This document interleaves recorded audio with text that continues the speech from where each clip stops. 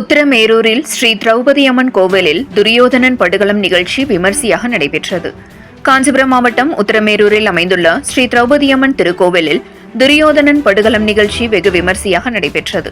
இந்த அக்னி வசந்த திருவிழா வைகாசி 27ஆம் தேதி கொடியேற்றத்துடன் துவங்கியது.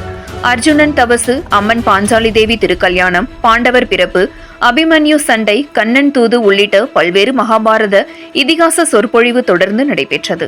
கடந்த 24 நாட்களாக நடைபெற்று வந்த மகாபாரத இதிகாச நிகழ்ச்சியில் முக்கிய நிகழ்ச்சியான துரியோதனன் படுகளம் நிகழ்ச்சி இன்று நடைபெற்றது.